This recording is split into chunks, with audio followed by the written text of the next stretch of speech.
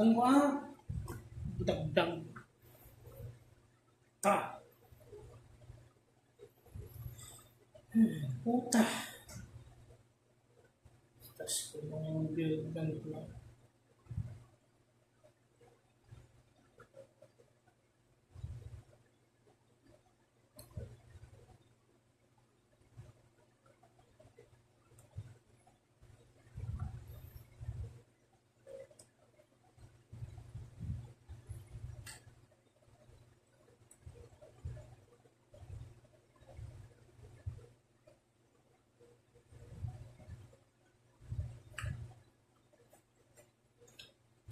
Ha? Ha? Ha?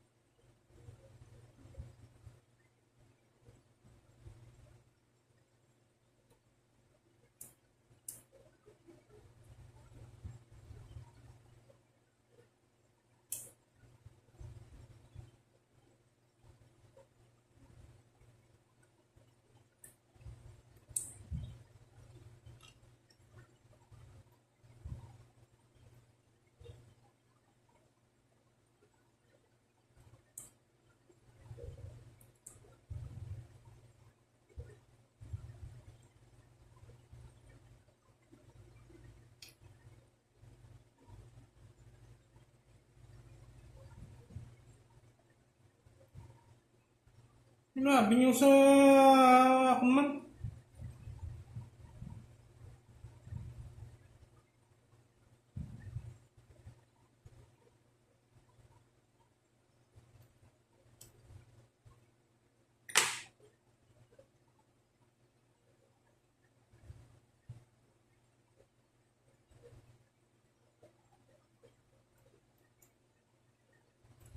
Hmm. Ah.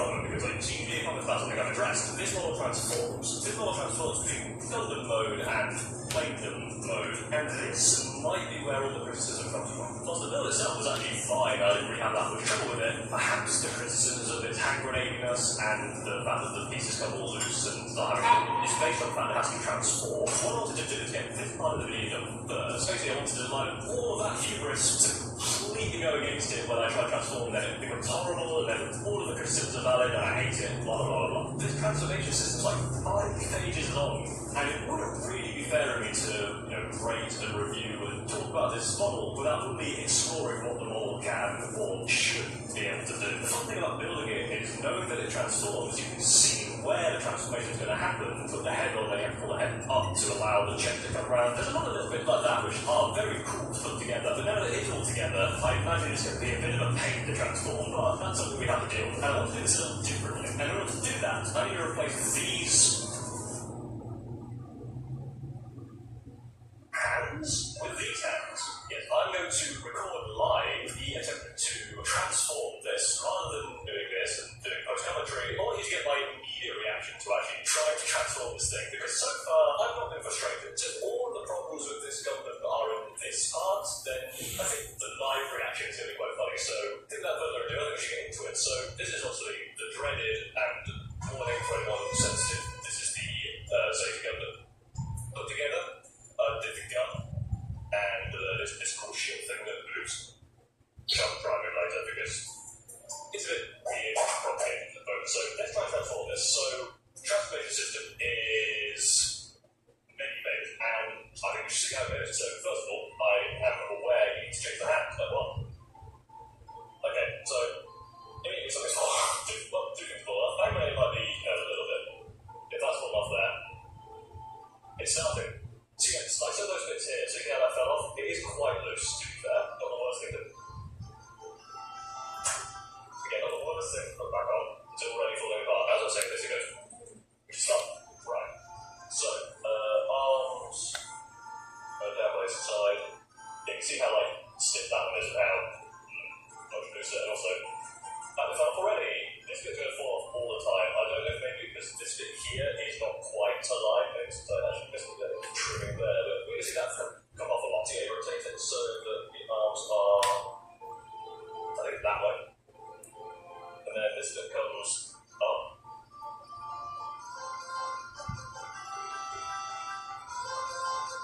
That's it. Yeah, think like that. Yeah. And then head go down. Yeah. That bit come off. This little bit here is come up. Come off there. Just that bit. There. Again, yeah, you see this kind of stiffness. Probably if I have to get that power. Cool. We're almost there. Almost. Okay, that's right. I think let's make it say these bits here go in. And then this comes all the way. But I have this problem with the antennae thing, with this stuff, that's what it's called. Up. Like so. And then these just come out. All the way back. Shoulders. Shoulders go up. And then this comes down. What's going on? That's right. Have to go down. So it needs to fall up now. That thing should go down. Am I wrong? Am I wrong? Yeah, see this rail here, that should go down. But all pieces falling up. So that bit fell off again, all pieces. Yeah, that looks right. Okay, we'll roll with that. We'll roll with that, see what happens. It feels like it should come down more. That's its head. No, that's its head there. That's right. That sounds right. We'll sort these bits out later. You don't lose it. Right, well then.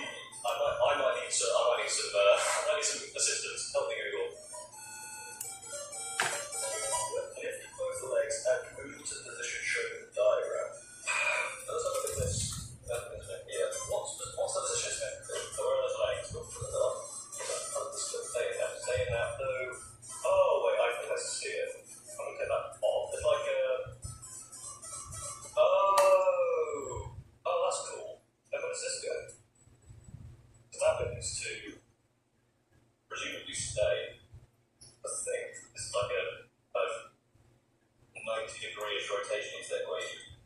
Essentially, is that move the hand. I don't know how you do that. Yeah, it's here. It's like, there you go. Then the hands.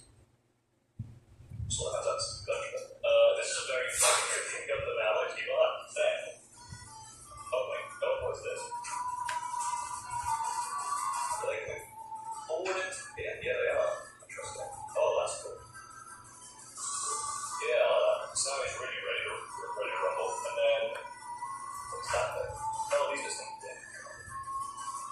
They fall off. These bits, for some reason, are really not very nice. I put them together well. Like, these weren't falling out before. They just went over there. Okay, what's this? These, all these buttons go down. That's okay. Button go down. And then this. How's that go? So, that's the nose, which I think is this bit here. Oh, it flips onto the road. So I actually need to be straight now, so I can flip this here. There.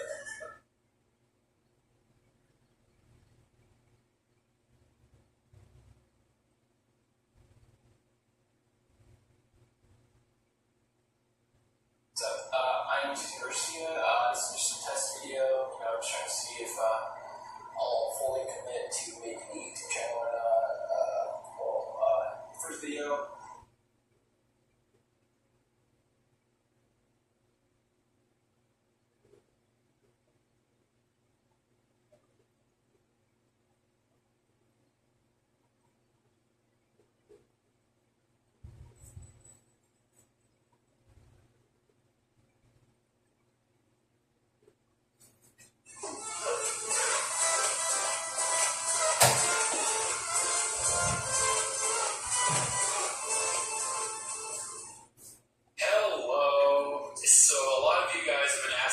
Some more Gundam content lately, and I figured I would make another video talking about my absolutely stupid Gunpla backlog, because I made a video of my backlog around 15 months ago, and it has only gotten worse. I've been getting more kits than I have time to build them, and it is very unfortunate that actually several of these that were in last year's, well, I say last year's, it was like December 2022, and the one I did 15 months ago, there are several that are still in the stack. So there's plenty of new ones. There's absolutely plenty of new ones, but there's still plenty of kits that have gone entirely unbuilt for over a year still. So I have it all laid out here, kind of in an order. So obviously I have really big boys up top. I've got really big boys up top. That is all non-universal Sentry high grades. That is all universal Sentry high grades. Those are all P-Bandis. And besides for the master grade GM Sniper, all of that is either like old Gundams or non-Gundams. So I'm going to do this in a similar way where I'm just going to like go through each one, kind of talk about it a little bit, and hopefully I can get through these this year. This is a New Year's resolution for me. Yeah, I say that in March, but I want to get through as many of these as I can. Even if I build one a week, I still will not build them all this year. I understand that. But I would like to try to build one Gundam kit a week. That is my goal. I can get one done in a week, but I need to take the time to do it. Like while I'm sitting there watching YouTube, I need to be working on a model kit. Because sometimes I come home from work or I'm just too exhausted and I get lazy and I don't feel like building a Gundam. So let's go ahead and talk about the ones on the top first, because we'll need to take them off to go through the stacks. So I got the real grade Xeon. I actually got it really cheap. Hobby Lobby had it for only $47.99, and on top of that, they had 40% off their model kits. So I got the Xeon super cheap. I don't have like all the effect parts and everything, that's okay. But I was holding out for a real grade perfect Xeon, but that never happened. But thankfully, I do have a perfect Xeon now. I think it was Big Bad Toy Store had the perfect Xeon on sale on, like a year or so ago. Awesome figure. So yeah, I just have the real grade Xeon to build at some point. This is a P-Bandai. This is the new Gundam based off of the life-size statue that is in Japan as a Gundam part. I would absolutely love to go to Side F someday and see this in person. Unfortunately, I'll have to miss out on seeing the life-size walking Gundam. That's something I always wanted to see. But hey, maybe they'll bring it back after a while. I don't know. I just know that going to Japan is not in the cards for my life at this moment. So, thankfully, Pete and I made this available and I was able to get it. And it's very, very cool. One thing I do want to show is actually behind the stack, and I don't really have the space for it on a shelf yet. A friend of mine actually went to Japan and got me the high grade of the actual life-size everything Gundam, so that's really cool. It just takes up a lot of space with the whole base and everything. Another P Bandai, Resin Schneider's Gyaradoga. If you know me, the Gyaradoga is one of, or depending on the day, my absolute favorite mobile suit.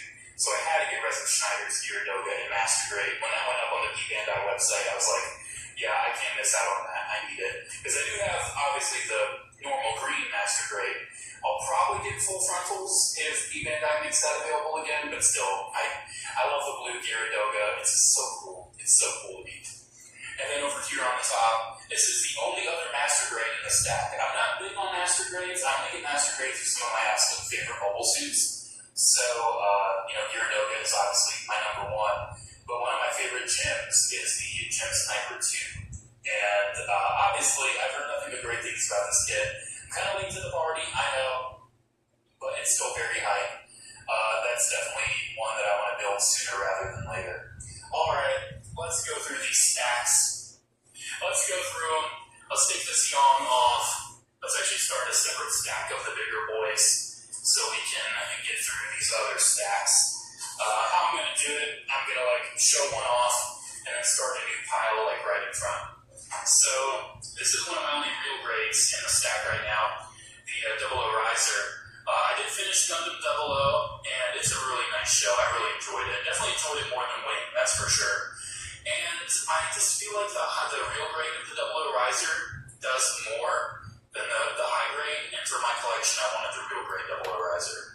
So I'll get around to building this at some point. I finished watching the show over a year ago at this point, so definitely been putting that one off.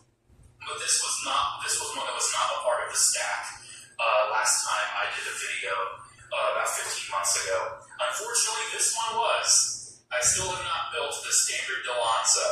I don't know, it's just because I built the red one. I'm blanking on the name of the guy. I'm blanking on his name. But I built the red Delanza, so it's kind of like, I'll build this one whenever I get the chance. I haven't gotten the Delanza sold yet. I've kind of held off on a lot of the Witch from Mercury kits because obviously I still have plenty that I haven't even built. So there's some that I will get that I just haven't gotten around to getting yet.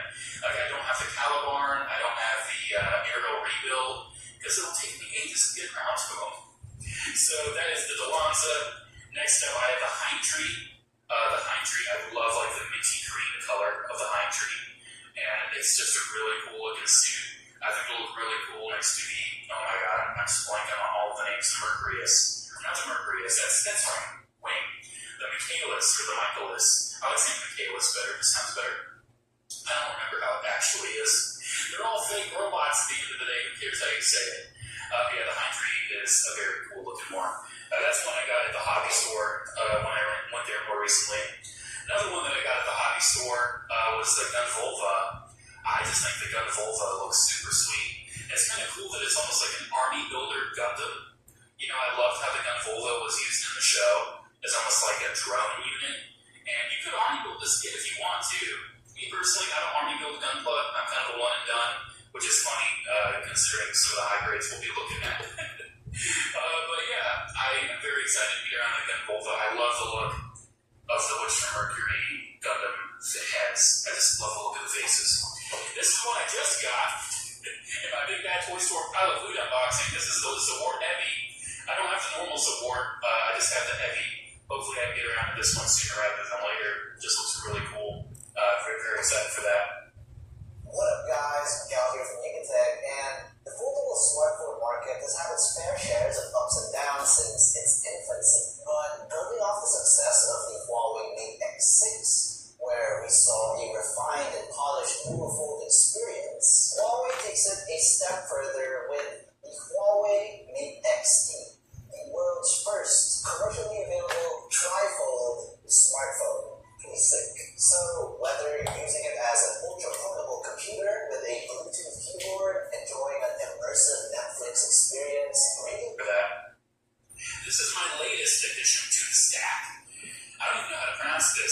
the Zagyu type deep arms. I have not even watched Gundam Seed yet, but this is from the MSV series, so this is not in the show. I just love the look of this one. I love the two-tone blues, I love the big cannons, I love the almost feathery look to the head, I love the Zaku mono eye and everything. I love the look of it. It spoke to me, so I'm going to pick that one up. Continuing on the non-Universal Century, I had to get the Turn A Gundam. I mean, it's the Turn A Gundam, it's iconic. I've not watched the Turn A yet. I think it'll probably be next up on the Gundam shows I watch, because I hear it's really good. I do love how, like, a Zaku, it's not called a Zaku, I don't remember what it's called, but there's just a Zaku in Turn A Gundam. Then I forget the name of that, the Kapul? Is that what it's called? I don't remember. So many names. So many names. But the Turn A is really cool. Can't wait to, I can't wait to build that one, but obviously I've had to wait quite some time already. The Strength Freedom. Love the look of the gold. Again, I have not watched Seed or Sea Destiny quite yet, but I love the look of the Strength Freedom. I have built the Freedom Gundam, and I don't know, I feel like since I built the Freedom more recently, I kind of want to hold off on building the Strike Freedom because it seems very similar, but still very cool. I love the gold. This one is big hype. This will probably get built definitely sooner rather than later. The Infinite Justice. I love the look of the Justice Gundam, for sure. And there's that new version of the Justice Gundam that just came out. I don't remember the name of it. It's for like that new Seed movie. That's one that's definitely on my radar. I just love the look of the Justice. I'll probably end up getting the Master Grade of the Justice too at some point. We've got a couple more kids.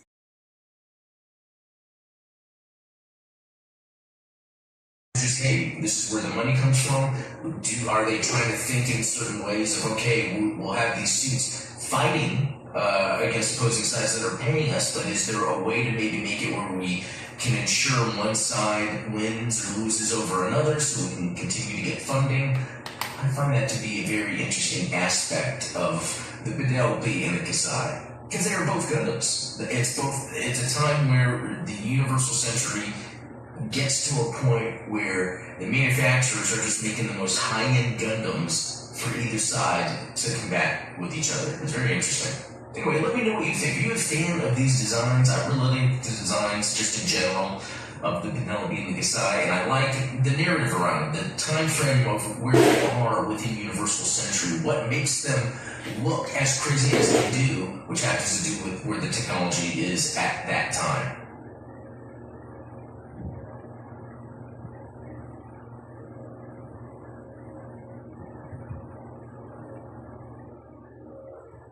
Okay, so straight up the first thing I have to say about this is, it is huge!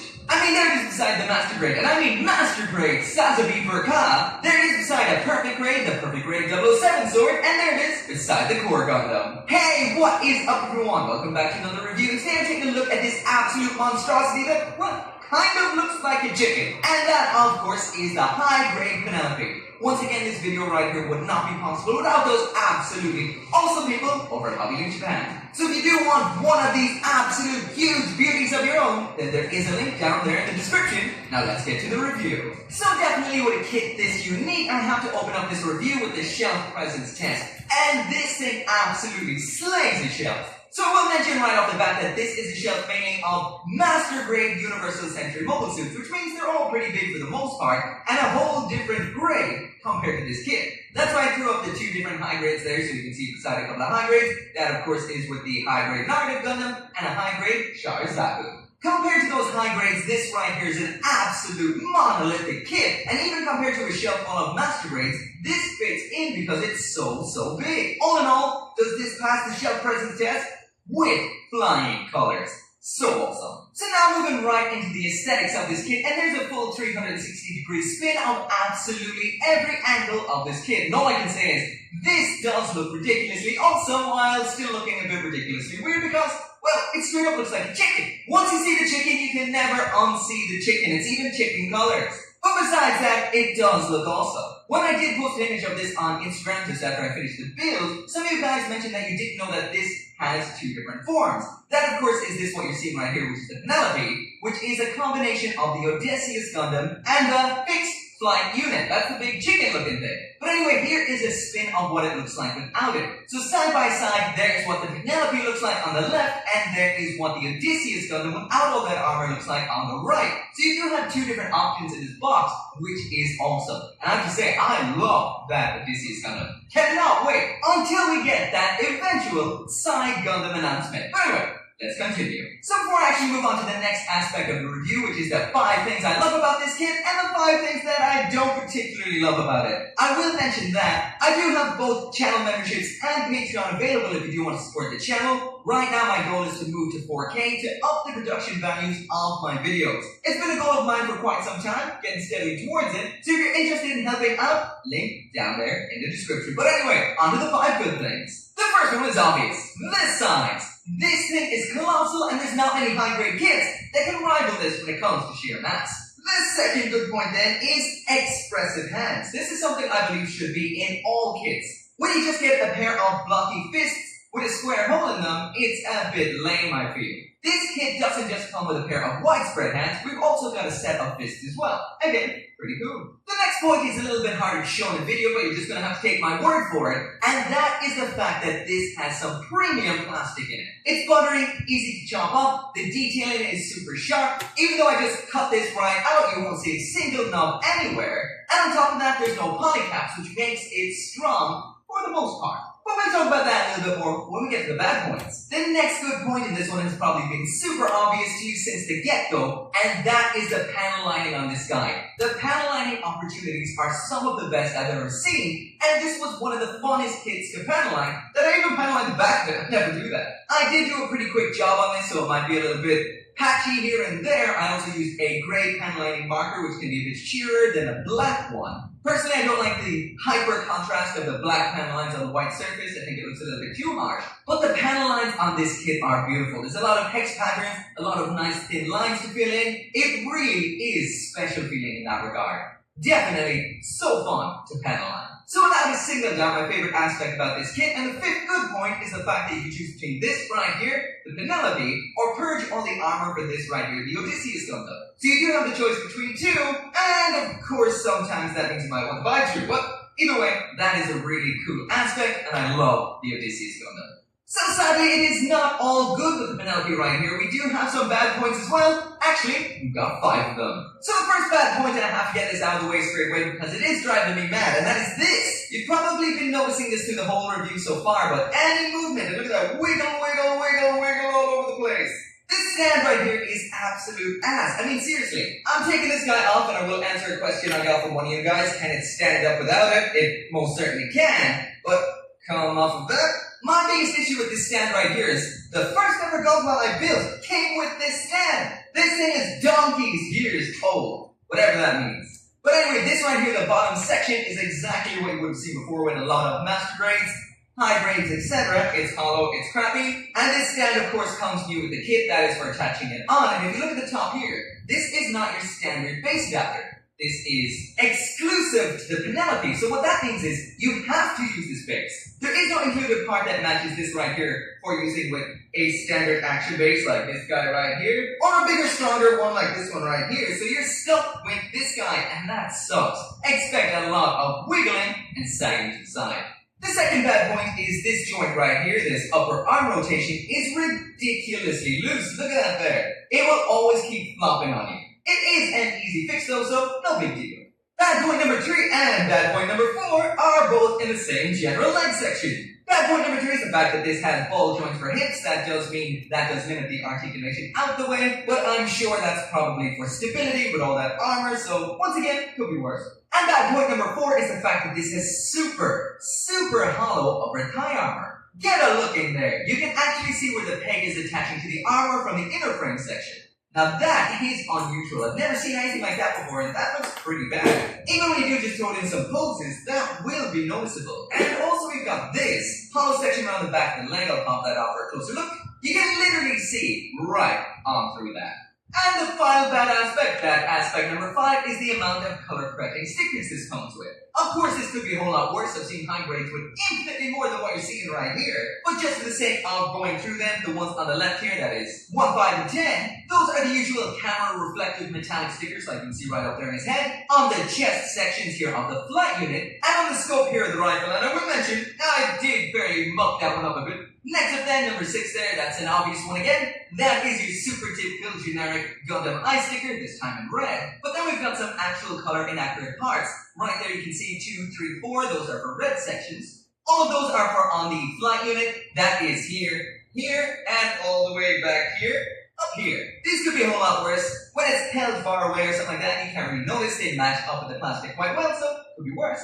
We've got some gray ones there, that is those 2 7s and 11 down there. The 7s are for under here on the shoulder section, that's those gray parts with the lines through them. 11, once again, is on the flight unit, that's in this cluster here, which is to make it look like these ones here. And honestly, it doesn't do that bad of a job. The last couple then are 8 in yellow and 9 in blue, that's this one and this one. And the main body of the flight unit strikes again. So the yellow one is down here, the blue one is here, these are under 2 clear segments, and once again, these could be a whole lot worse. When it comes to parts that have stickers on them, yeah, this could be a lot worse. So when it comes to the good points versus the bad points on this kit, without a single doubt, the good points win out, full stop. Although, pretty awesome kit. So before I move on to the accessories, I will mention that when you're not using the fixed flight unit, you can display this separately to the Odysseus Gundam, which is pretty awesome. So this pretty much just all combines together in a slightly different way to the way it attaches onto the Odysseus Gundam. There are 2 different parts in here which have to be added to the mix in order to hold it together. These play a bit of a structural role, so I guess that does make it somewhat of a parts formation. This is all pretty simple. Once you've done it once, you'll be able to do it over and over again without the instructions. So once again, simple, effective, and not taking the wiggly old stand into consideration, it's quite solid and holds together great, and it looks pretty awesome. Still looks like a chicken though. So while I have the Odysseus stripped down like this, I might as well do some size comparisons of what this is like compared to some other Universal Century mobile suits. So that's what it is actually like size-wise, beside the Crossbone as well as the Blue Destiny. So this is one big Gundam. There is what the Odysseus Gundam would look like standing beside a Gundam Mark II or a Gundam Narrative. There it is beside Gundam Moon and the Silver Bullet Suppressor. And finally, that's how big the Odysseus Gundam would be standing side by side with Sazabi and New Gundam. So this Gundam is huge. So now moving on to the accessories, and there's the Odysseus Gundam, the fixed flight unit, and everything that they come with. So in here, as for weapons, we've got that beam rifle, a pair of standard pink beam effects. We have 5 hands in total, that's the pair of fists already attached to the unit, this pair of widespread hands, as well as a right hand with the trigger finger, an alternate wider set of hip joints, this is for using when it's Penelope, not Odysseus, and a pair of alternate gray chest pins. So first up, as for the hands, we've got a pair of fists like you can see right there. These 2 come out of the arms at a bit of an inward angle. I think that looks quite nice. And besides that, we've got that pair of widespread open hands. We'll mention as well, this is an interesting ball joint because it can be held out quite far like that, which gives it a little bit more, or pushed all the way in so it looks a little more flush. You get a little bit less articulation, but bring it out and you get a little bit more. Nice design. In here we also have the trigger finger holding hand. This of course is for holding the beam rifle, and it actually holds it so well that sometimes it's a little bit hard to get out, which is a good thing. Picking up the beam rifle in question, here it is right here, in the same colors as the mobile suit, that is that white, navy blue. We've got a bit of red at the tip up here, and a foil seal for the side. After the hand, it attaches on simple as so. It holds on perfect. And once you actually stick on those fingers, they're not going to be coming off easily at all. Like I mentioned, it's actually a bit of trouble to get them off. As for the rest of the Odysseus Gundam's weapons, we've got the composite weapon unit on the arm. This essentially looks like a shield. This is a permanent fixture. And what I mean by that is, if you do pop this off, it's just a series of pegs. It doesn't look particularly great under there, because, well, it's not a piece of equipment that is meant to come off. So back on with that. These have a mega particle cannon up top, which can spin round just like that right there. Looking pretty cool. And this segment right here is this kit's beam saber. So the beam just pops in here just like that. I am an absolutely huge fan of when a mobile suit has its beam saber mounted somewhere on the arm like this right here. It makes a whole lot more sense than having to reach around to its side skirt or something like that and pull it out. This is an awesome design and looks cool. Also worth noting as well, you have the option of popping that into the barrel of the beam rifle, just like that there. As the last couple of accessories in here, this is just for widening out the hips when it's Penelope, and these are just alternate chest sections. So that right there are the alternate chest vents that I mentioned. These are in gray. The standard original ones you've seen already are just like the rest of the armor in that navy blue. So as for attaching the armor onto the Odysseus gun, it's actually quite simple. The feet, they just slot on like that, and like that. This bit drops down. This bit of armor then connects onto the back of the leg. Larger part then onto the side of the leg. Flip out the crotch. This segment then attaches on like so. Get them down. Pull out the shoulders up with the V-fin like so, and then bring this whole section then down over the head. Spread open the butt flap, and then this huge section just connects down there first, then up top. Just like that right there. Then just split out that V-fin again, bring down the old chicken head, and there we go, Penelope complete. I will mention on a glass table like this, which has absolutely no traction, the waist does have a bit of a problem with keeping this up at times.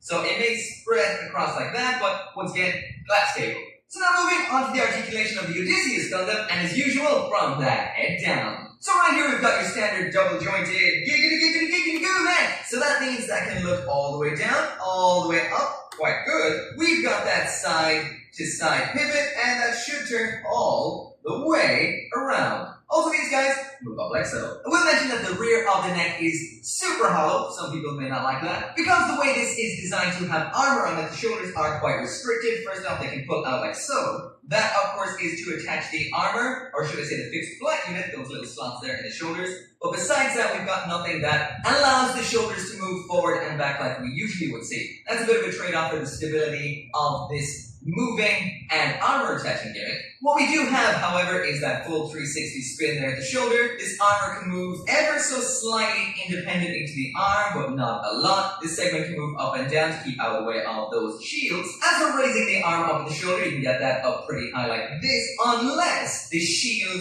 is around on this side. Then stuff does kind of get in the way. So if the shield is there, it gets blocked. However, if you rotate it out the way, it does not. We have full rotation here at the upper arm. We've got a second full rotation here at this point. It can be quite tough to get that to rotate around without hitting off stuff, but that can rotate. Next up, we've got one absolutely fantastic bend at the elbow. At the wrist, we've seen this before. This is that nice extending ball joint wrist. At the torso here, and obviously in the name of keeping this stable under the load of the fixed flight unit, we don't have anything at all going on the torso. We've got a bit of that to that when it comes to rotation, but that is all we've got there. A little bit of a wiggle at that ball joint, but not much. Down at the crotch, we've got this little bit that drops down like so. That's for attaching the armor. Pop that up out of the way. The skirting armor is nicely designed. Can move up here and here. These are attached out of the box. You can just snip them apart. Side skirting armor can move up and down like so, as well as rotate up to the front and out to the back like so. And around here on back, we've got one giant premium butt flap. These are both on ball joints. They can move in and out ever so slightly, can move up and forward just like so, or should I say backward, which does mean we get absolutely uninhibited access to everything that's going on in the waist. So as for what we do have in here, first off, we do have a tilt side to side up inside the waist like so, a rotation back and forward in there. So this is quite nice. Even though these are ball joints in here, they have done a lot to maintain the range of movement. For example, these feature a very small cutout on top to allow for a little bit more. And as for what we get in here, there's the kick up to the front. There is that absolutely awesome bend at the knee. We do get more up to the front if we drop the hip down like this, and then we can bring it up a bit further. And if you move this armor down like this, you can face off against a Gundam-type mobile suit on equal footing. The gun was cartridge-fed, and due to the big recoil, it needed to be attached to its shoulder. However, there are numerous scenes and source material that would suggest that the Dobra gun isn't a beam gun, but instead a shell-firing gun. For example, just compare the visuals and the sounds of the following two scenes.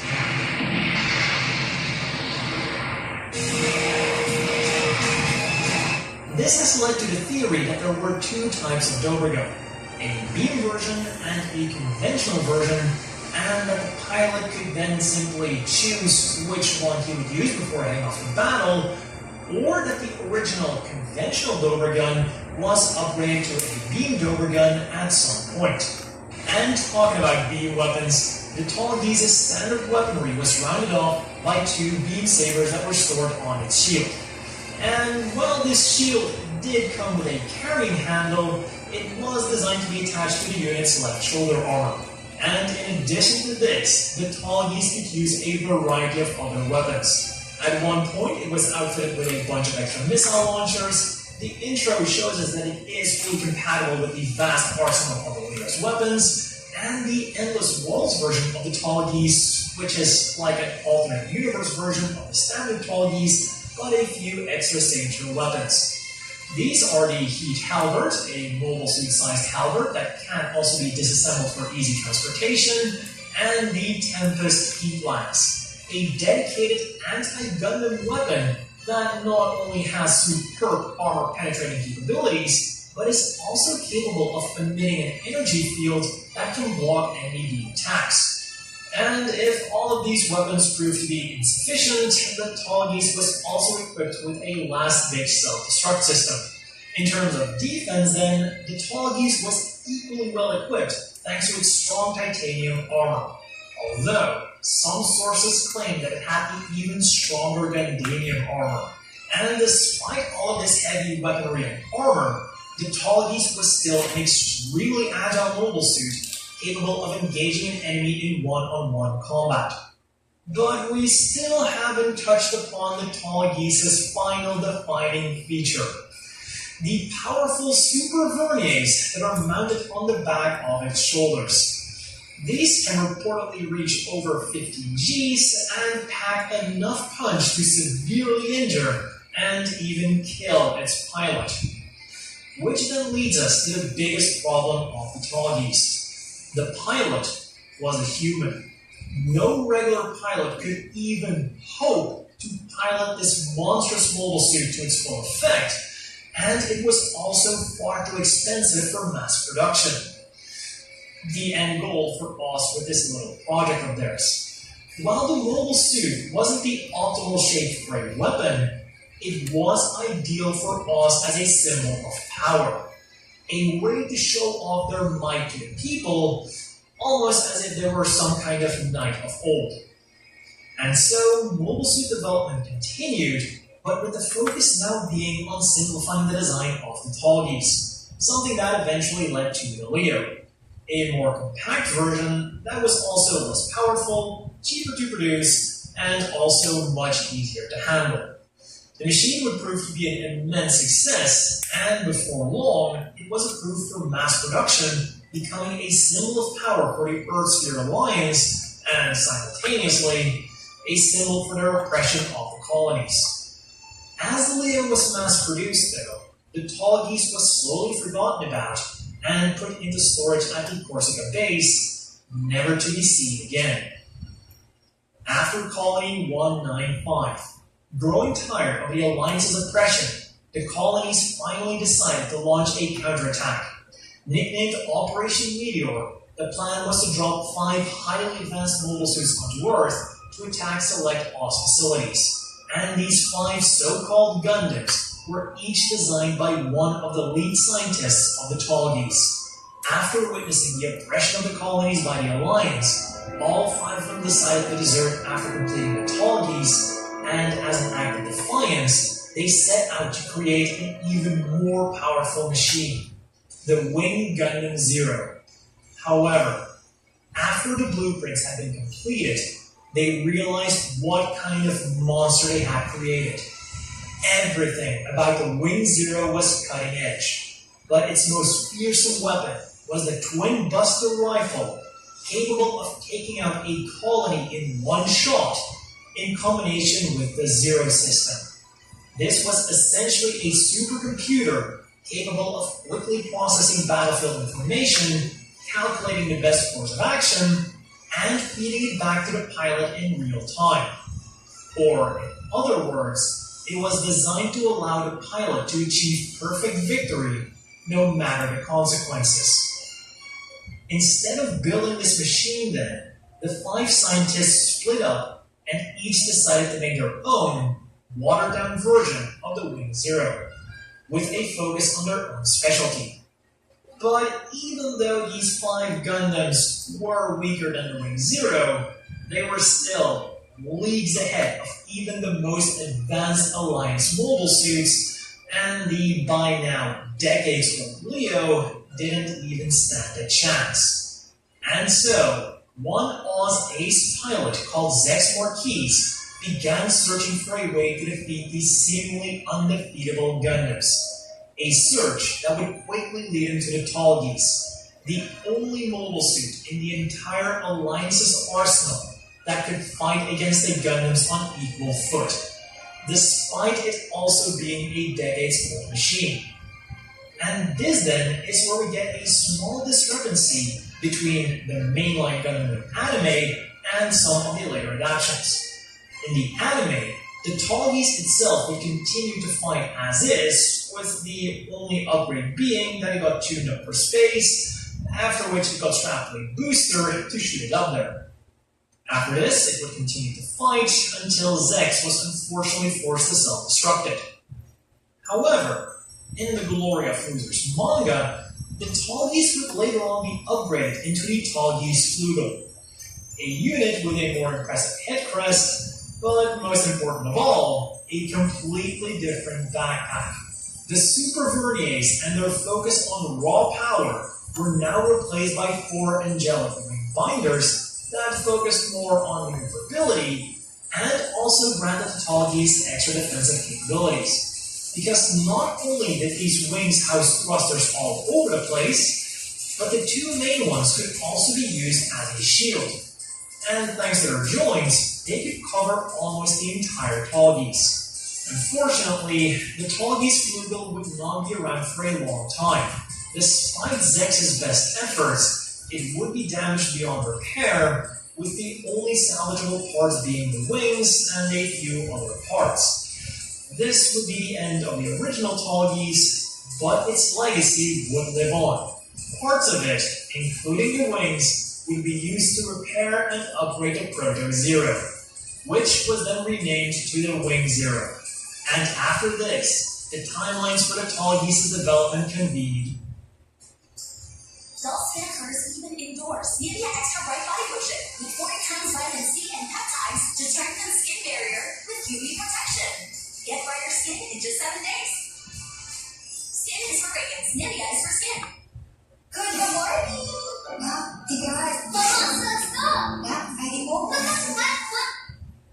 And again, even though the original Tallgeese was destroyed, Trace Shinoda wanted a new Tallgeese to be built to serve as his personal frontline mobile suit. And for this purpose, 2 plans were made. The first was almost a direct copy, and the second one would use the same basic frame, but with more powerful weapons. Unfortunately for Trace, time was of the essence, and only the first plan could be completed in time for him to use. This Tallgeese 2 was built with spare parts of the original Tallgeese, and, like I just said, had only minor changes. The head crest was made more elaborate, the face became more Gundam-like, the color scheme was changed a bit, and it now also used some Gundamian alloy for some of its armor. But other than a small defense increase, the performance of the Tallgeese 2 was identical to that of the original. That is, as long as we're sticking to the anime version, because the Tallgeese 2 also got some extra equipment in the Glory of Losers manga. Anticipating that the final battle would most likely turn into a long drawn-out one, Trace had the unit outfitted with a heat sword that used less energy than beam weapons. And similarly to the Tallgeese's heat lands, it could emit energy, and now it could also be fired off as a wave. But while Trace was out fighting, development continued on the second plan, and right before the end of the war, the machine that we all know as the Tallgeese 3 was completed. And its most powerful weapon was the Mega Cannon, which was based on the Vei's beam cannon. In its normal mode, it was already more powerful than the Dober guns used by the previous Tallgeeses, as well as having an excellent rate of fire, but it was its maximum output mode that really put it over the top. In this mode, the barrel extends, allowing for a beam with an output that rivals that of the Wing Zero's twin Buster rifle. And the other main addition was the shield.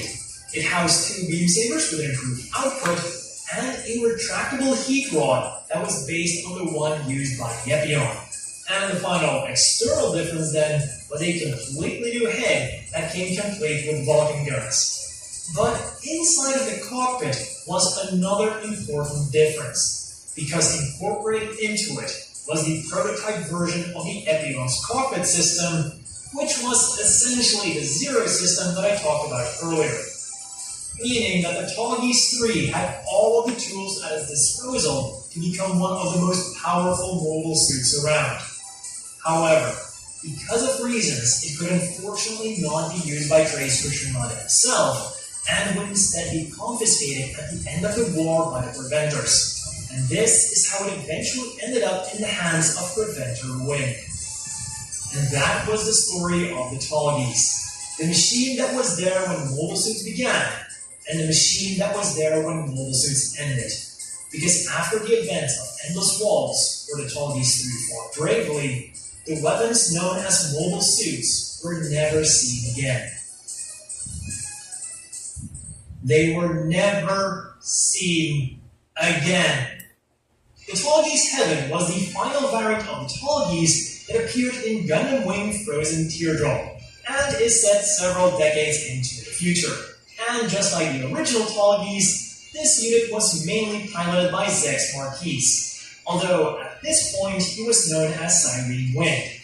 The main equipment of this machine was the Nano Defensor, a system commissioned by Trace Kushimada, and developed to fight against self-controlled weapons, including mobile dolls. So it seems like it's a development of the anti-mobile doll system that was used by the Aquarius, the sister unit of the Epion. Also, one more Tallgeese is known to have existed. This unit was created by Master O after the 5 scientists had already split up and had a few differences with the original. It was painted in dark blue and had a Leo head, but performance-wise, it was largely the same. This Tallgeese Z Long was meant to be given to Wu Fei, but instead would be used by his wife to defend their colony. Unfortunately, at the cost of her own life. And this is where this video truly ends. So let me know down below which one is your favorite version of the Tallgeese and why. For me, I've always had a soft spot for the original version with the original anime color scheme. And if you enjoyed this video, be sure to give it a like and subscribe for more similar content. As always, a big thank you to Patreon supporters. I hope everyone watching has a great day, and I'll see you all next time.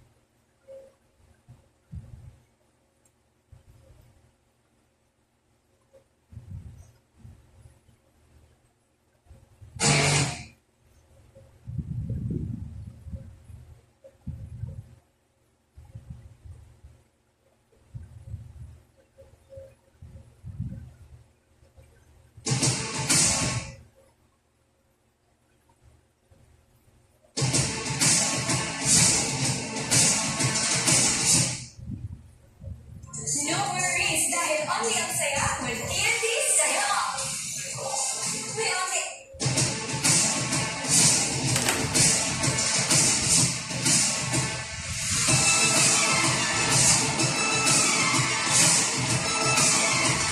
Kusigana, what do you guys think about this? Let's take a look at the H2 Kusigana and also the H2 Kusigana plus Penelope pack. I think they all look very good. I just have a few minor concerns, but let's take a look at them together and let's see if it's actually worth getting. If you like this kind of video, give me a like and subscribe, or comment, and let me know what you guys think. I'll hear what people's opinions are. Let's do this. Box art looks amazing. The fact that the forearm just looks slightly bigger just makes the whole thing looks a lot better in my opinion. It almost looks better than the model itself. I think the proportion can still be tweaked in the future, but it's not a huge deal. You can see how much better Kusigan can look, right? They might tweak that later in the future release of the Kusigan, which will probably happen. I mean, of course, I know a lot of people have mentioned that it probably depends on how well the movie does, and hopefully it does well. Otherwise it's gonna be like G-Self, like you don't then see any 100 scale. It's pretty unfortunate. I think the design is so special. Going back to Kusigan, I think it looks great.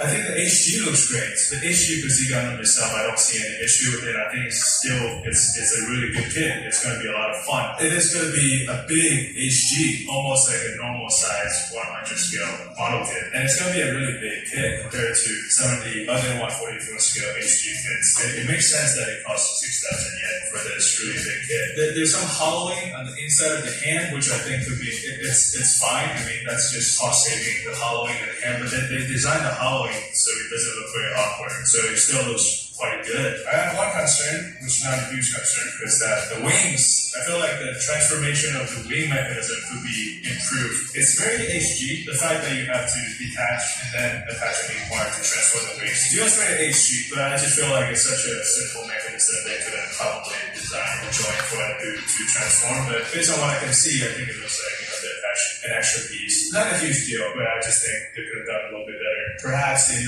future iterations, whether it's 100 scale, if the movie does well, hopefully it does, in the master grade version, I bet they will solve that issue. But yeah, I mean, so far, I think it looks really, really good. It's going to be released on April 22nd for 6,000 yen. I think that's a fair price. They will also release a double pack of Uzi Gundam with Penelope Gundam, which we've talked about before. It's going to be 15,800 yen. In this double pack with Uzi and Penelope Gundam, you will get funnel effect parts. As far as we know, that's the only way you can get the funnel effect parts. But the people already bought Penelope Gundam last year.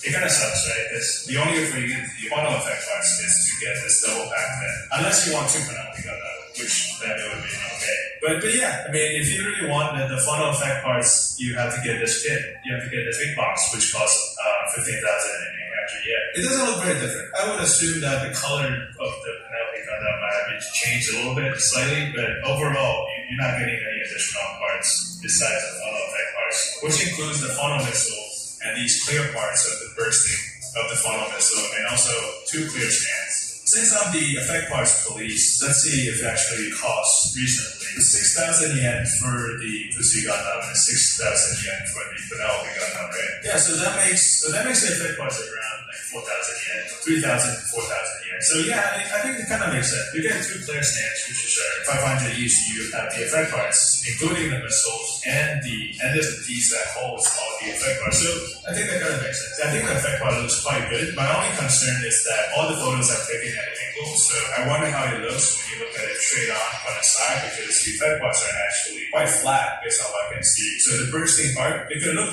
very two-dimensional when you look at it from the side. It'll definitely be okay if you look at it from an angle, but I think, yeah, it's very exciting. Hopefully the movie is good. I mean, that brings out a bit more excitement for everybody. But let me know what you guys think. I'll see you guys next time.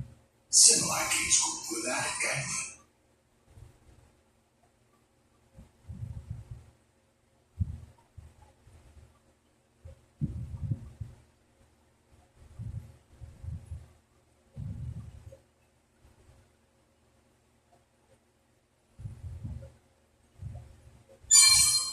どうなるんだよ。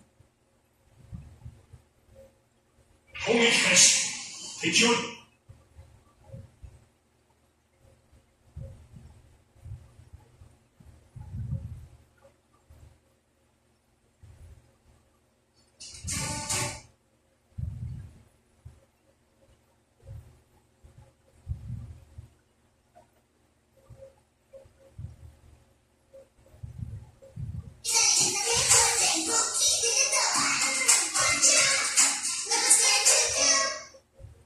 It is the year 0079 of the Universal Century.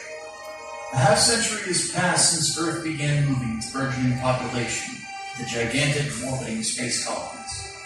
A new home for mankind, where people are born and raised and die. 9 months ago, the cluster of colonies furthest from the Earth, called Side 3, proclaimed itself the Principality of Xeon and launched a war of independence against the Earth Federation. Initial fighting lasted over 1 month and saw both sides lose half their respective populations. People were horrified by the indescribable atrocities that had been committed in the name of independence. 8 months had passed since the rebellion began. They were at a stalemate. The 1 Year War is the single most important story in the entirety of the Gundam franchise. Today, we begin going through the entire thing. I'm going to explain exactly how this whole thing began and how it ended. Now, before I get into the beginning, one thing that I need to mention is that I am not going to include any of the retcons from Gundam Unicorn in this video, because I prefer to discuss those changes and my issues with them whenever I get around to reviewing that OVA series. As we begin our explanation of the 1 Year War and its various complications, we will primarily be focusing on the major political players of the conflict, though I will be making a point to show when certain events from the side stories take place. So, at one point or another, I'll reference events from MS Igloo, the 08 MS Team, Rise from the Ashes, Blue Destiny, and more. This is going to possibly be a 4-part video series as well, so buckle in. We're going to begin with the events that lead up to the war, and then we'll break down the war into 3 sections: the journey to Jopro, soldiers of Sar, and finally, encounters in space. So, let's begin, shall we?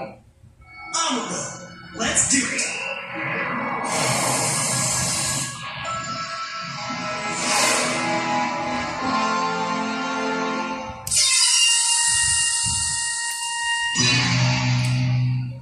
Part 1. Prelude to War. The catalyst of the 1 Year War and the events within it start with one man, Zeon Zun Daikun. He was born in the year 0009 of the Universal Century, and had a wife and 2 children. Zeon Daikun was a philosopher who developed 2 specific philosophies on top of a theory of human evolution. The 2 philosophies were Elsyme, which is the idea that Earth is sacred and that mankind was always meant to leave it and move into space, and Sidism, that all space colonies should be independent from the Earth Federation. He was also the pioneer of the New Type theory, which believed that humanity would eventually develop a 6th sense to communicate with one another in a much more superior manner. Given how colony citizens were often treated like second-class citizens by the Earth Federation, these philosophies resonated with people within the colonies. This was especially true of Zeon Daikun's home of Side 3, and he was eventually elected to lead Side 3 in 0053 of the Universal Century, and at that point he declared Side 3's independence. The new nation was established as the Republic of Xeon. As you can imagine, the Earth Federation wasn't too pleased with this, responding with what was called the Bardo policy, which halted all resources to the colony from the Earth. Then, Zeon Daikun responded by creating a colonial guard, just in case the Federation decided to attack. So, within a short order, not only did Zeon Daikun declare independence for Side 3, he also began to militarize it as well, though his logic for that particular maneuver is understandable. Now, we've already established one of the major families in Xeon with the Daikun family, with Zeon Daikun, his wife, and his 2 children. Now, there's a couple others of note in regards to the story of Mobile Suit Gundam. A minor one is the Rawl family, where Jimba Rawl and his wife were close friends of Zeon Daikun and his wife.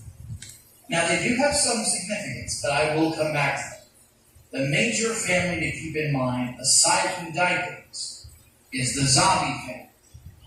Now, the patriarch of the family was Daewon Soto Zabi, who was another close confidant of Zeon Daikun. Daewon served as the chief of staff for Zeon Daikun from the Zeonic origin of 0058 all the way to 10 years later in 0068.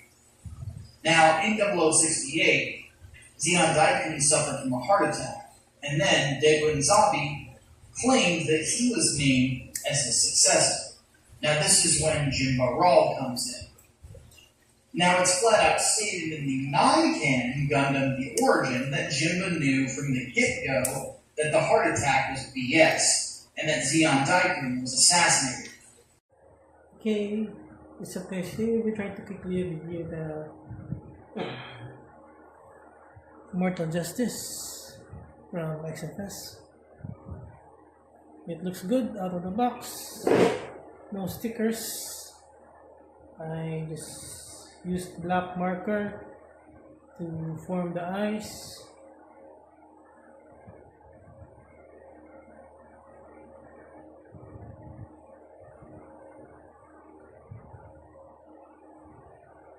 So it doesn't reflect.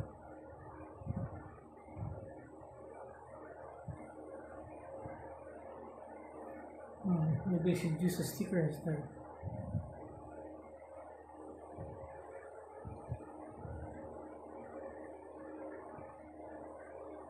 Okay, so I'll use a sticker next time. This one is the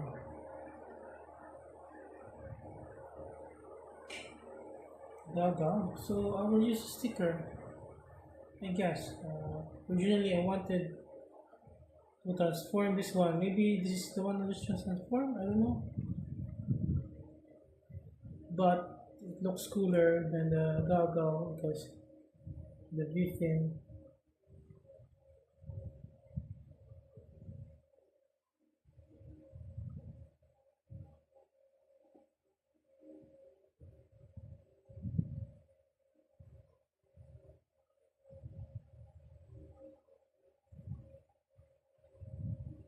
The V-fin is sharp. It's great. Not gonna lie.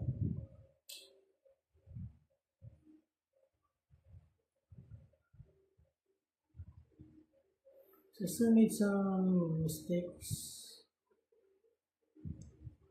on this kit as well. Like the Gaga version. So also comes with some beam effects. I'll show you later.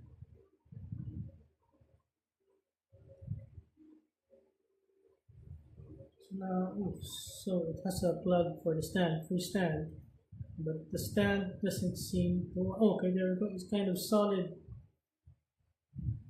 What happened?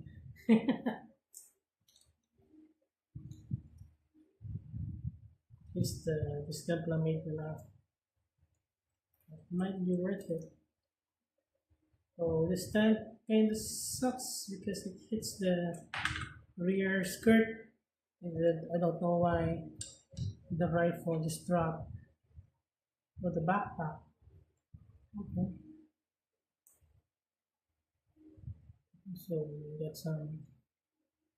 You can extend those beams at the back. So you can plug the rifle with this.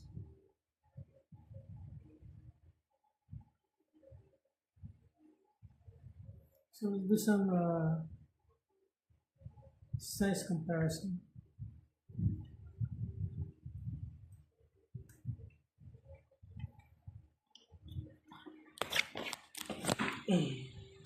So these are the beam effects. It comes with 2, 4, 5 beams for the shield, for the 2 swords, for the legs, the shins.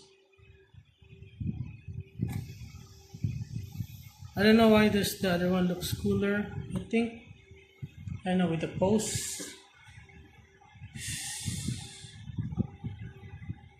I don't know if you can post like that, but I don't know if the body alignment is the same, but I don't know. But I don't have time for that, so I might do a full comparison soon. So not much difference, but you see the color in person. This seems to be like the color seems to be a lot. I don't know, brighter, a lot better.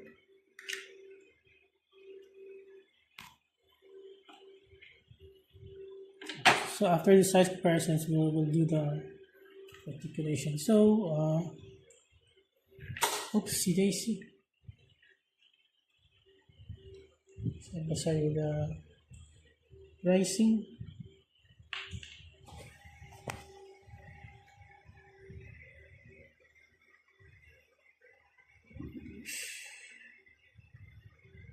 Stupid Mac.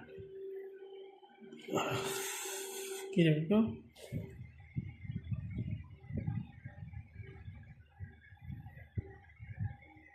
So we got the dream team.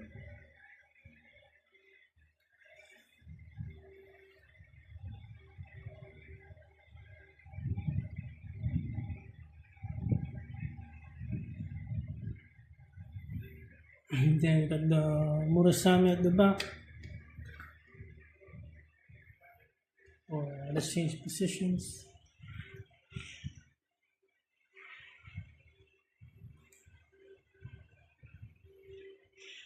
I just hear the team play. Freedom.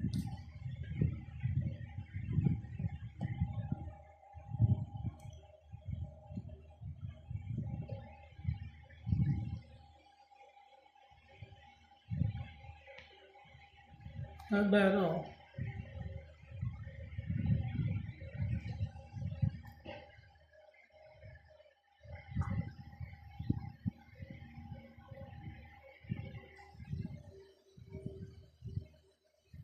Very good lights up.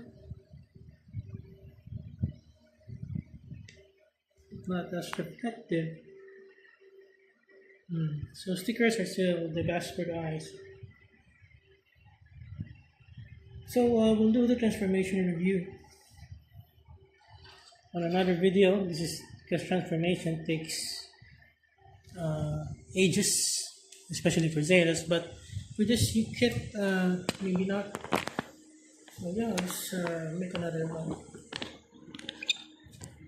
Because weapon showcase, FX showcase can be time consuming as well. So the shield plugs with a not so good looking plug here. I just wish it just plugs directly, but with this you can articulate it. But this, I don't like this, how it looks over the arm. So you open the wings like that. Don't know what the wings are for.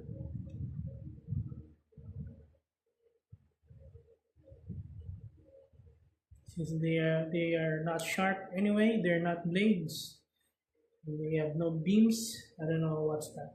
It's for probably for some aerodynamic action. Yeah, probably. It has boosters or dragoon shield. There we go. It's gonna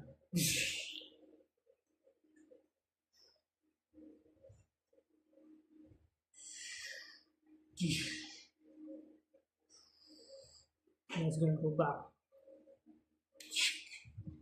It's gonna dock like the Rising Freedom dock.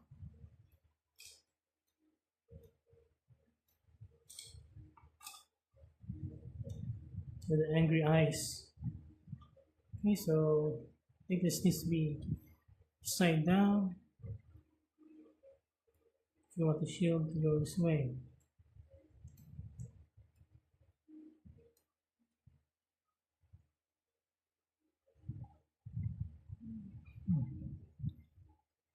So it's hard to dock with the shield.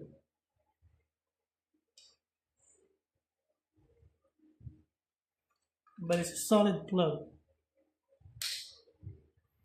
So now you can have your beams here, your beam there. Okay, so let's do some articulation. Oh, the joints seem solid. Too hard. This one's kind of loose. Oops.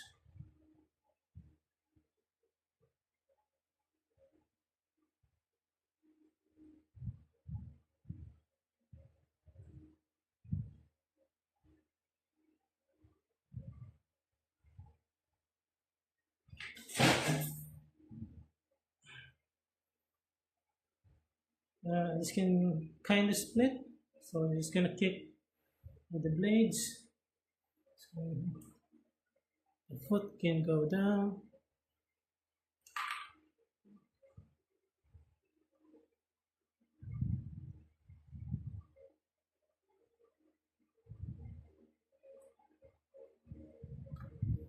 So the sword is mounted on this hand grenade, this cracker. Not much of a split, but pretty good articulation with the leg.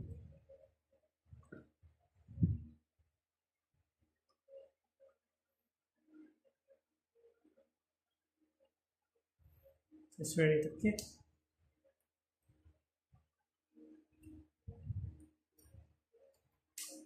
But the leg joint is loose.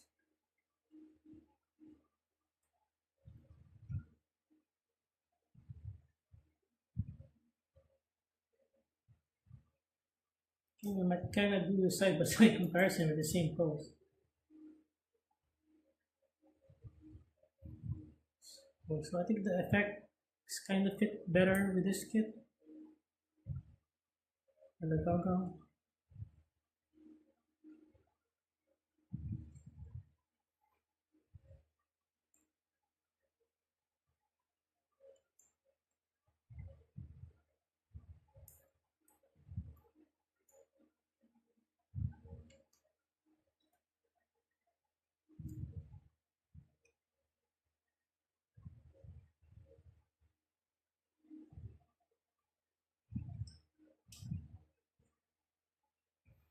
There's a knob hindering.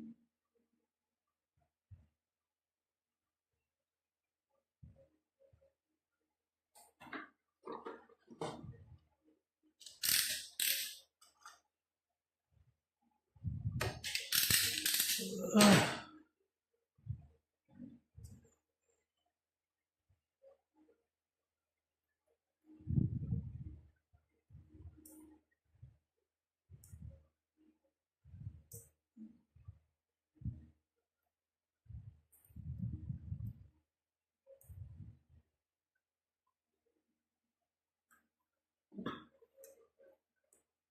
okay, so for the sword,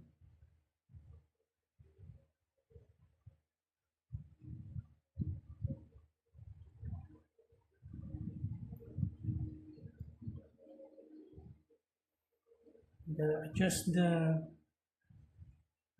this part of the sword when you're in sword mode. And you just simply attach the sword. So yeah, we're gonna have the same pose. I don't know. We're not gonna have the same pose.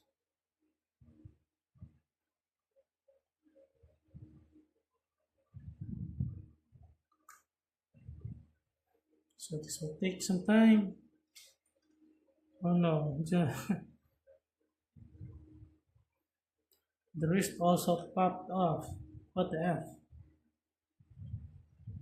We'll try a different pose this time.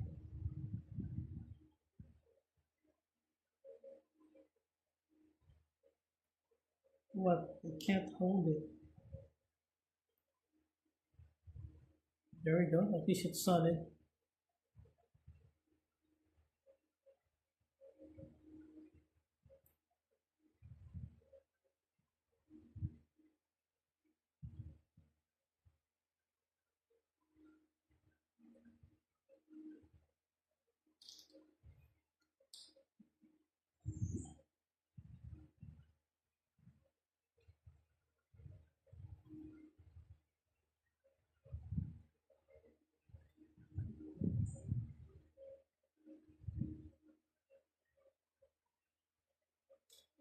It's ready to kick your ass. So abs up, down a little bit. With the side wrist is too tight. Okay, so when you remove the I'm so glad that the side skirt didn't fall upon ejecting the weapon.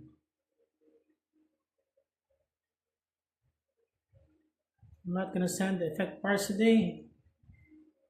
It's getting late. I'm just doing this all day. I'm building this all day. Oh my goodness. The rest has also to come. Also comes off. Minus points for that.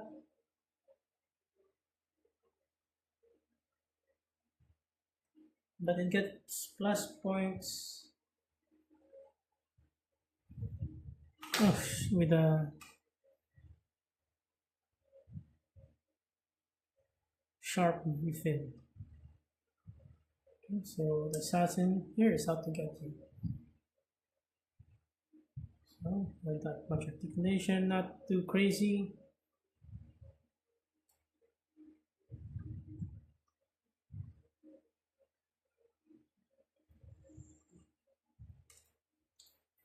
The sandwich round.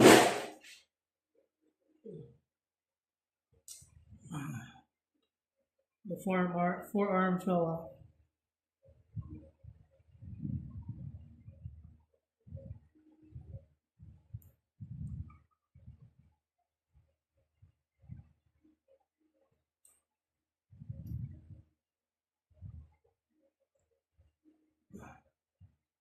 It has the same issues as well with the shoulder, like shoulder events here.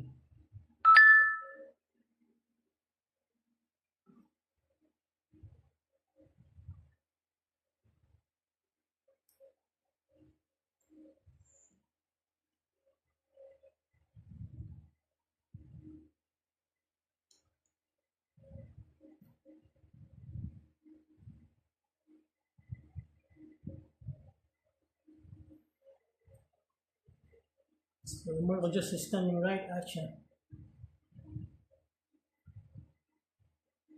You can already hear that Gundam music. Whoosh. Oh, stop motion now. Whoosh. Whoosh. Whoosh. Whoosh. Yeah, it's gonna slash.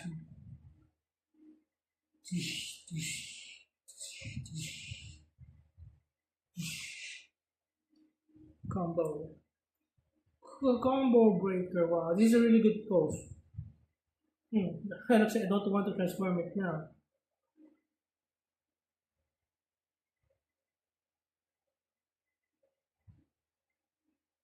Yeah, but it's really good.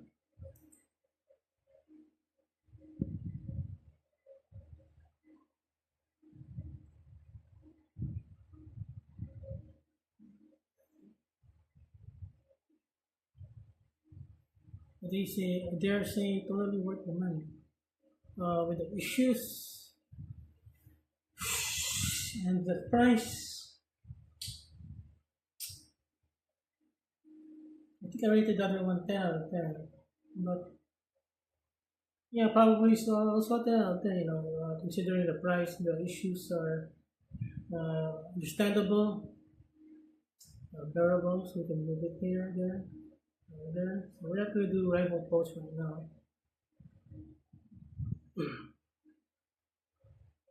Tornado flame. Yeah, but it's really good. It's already good. So it gets plus points with a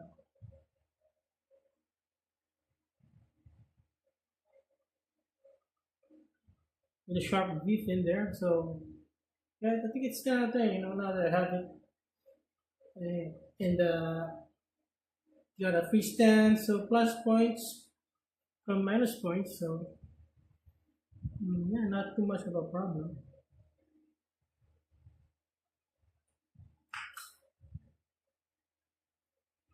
Very color accurate already. I haven't applied a single sticker. Just a few markers there, there. Oh, even this moves. Wow. Markers on thrusters. So yeah, there's still some places I haven't placed markers. So I don't know which one I want to transform.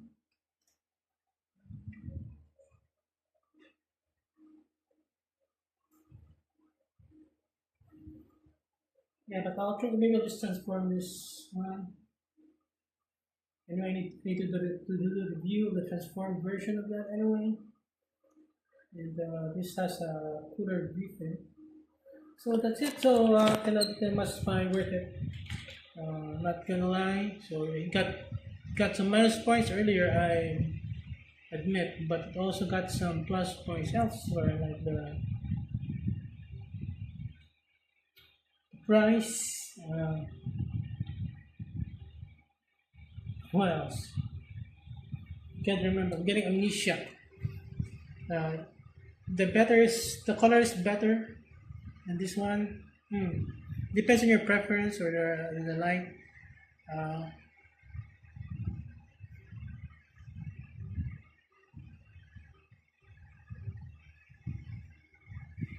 What else did you get plus score? Can't remember anymore.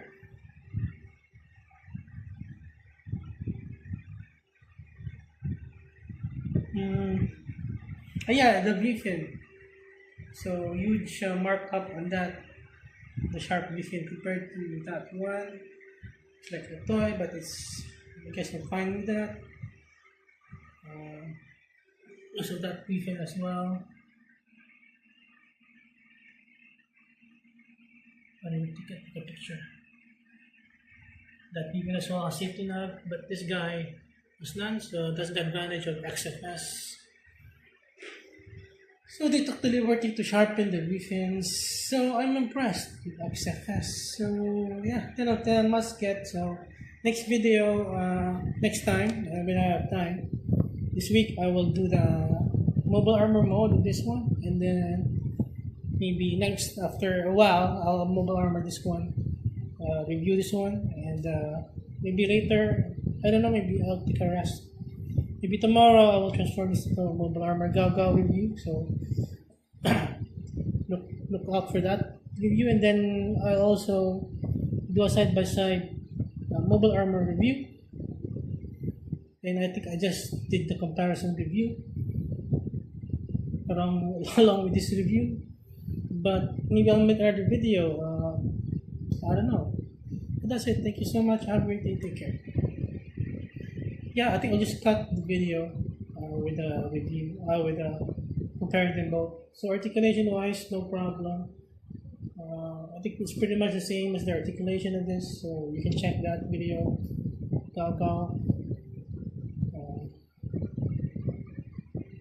Bootleg, Immortal, just review, but this is worth it. So have a great day. Take care. Again, 10 out of 10. I'll leave a comment.